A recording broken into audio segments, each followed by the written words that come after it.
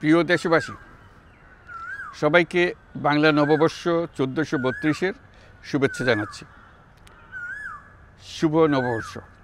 পহেলা বৈশাখ আমাদের প্রাণের উৎসব, বাঙালির সার্বজনীন উৎসব।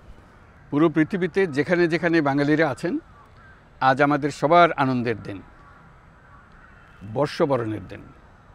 বাংলা সাল গণনা শুরু হয়েছিল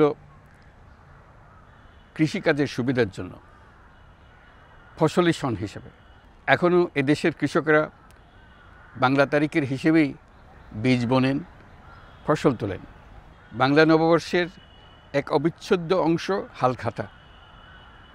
এখনকার আধুনিক সময়েও এখনও এই হালখাতার ঐতিহ্যকে ধরে রেখেছেন বাংলাদেশের হাটে বাজারে, শহরে বন্দরে। নববর্ষের বৈশাখী মেলায় বাংলাদেশের জেলায় জেলায় উদ্যোক্তারা সারা দেশে ঐতিহ্যবাহী শীতল পাটি, মাটির হাঁড়ি পাতিল, খেলনা, হাত পাখা ইত্যাদি তৈরি করে নিজেদের সৃজনশীলতাকে তুলে ধরেন এই দিনকে উপলক্ষ করে। বাংলাদেশের সংস্কৃতি ও ঐতিহ্য রক্ষায় এবং একে এগিয়ে নিয়ে যেতে আমাদের সবাইকে সক্রিয় ভূমিকা রাখার জন্য অনুরোধ জানাচ্ছি। আমাদের এইসব ঐতিহ্য যেন আমাদের নিজেদের মধ্যে সীমাবদ্ধ না থাকে, আমাদের সংস্কৃতি যেন আমরা ছড়িয়ে দিতে পারি বিশ্বের দরবারে।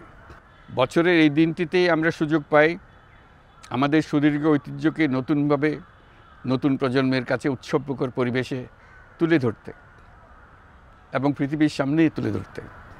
পাহাড় ও সমতলের বিভিন্ন জাতিগোষ্ঠীও চৈত্র সংক্রান্তি ও নববর্ষে এবার বড় পরিসরে উৎসব উদযাপন করছে। পহেলা বৈশাখ সম্প্রীতির দিন, মহামিলনের দিন, আজ সবাইকে আপন করে নেওয়ার দিন। এবারের নববর্ষ নতুন বাংলাদেশের প্রথম নববর্ষ।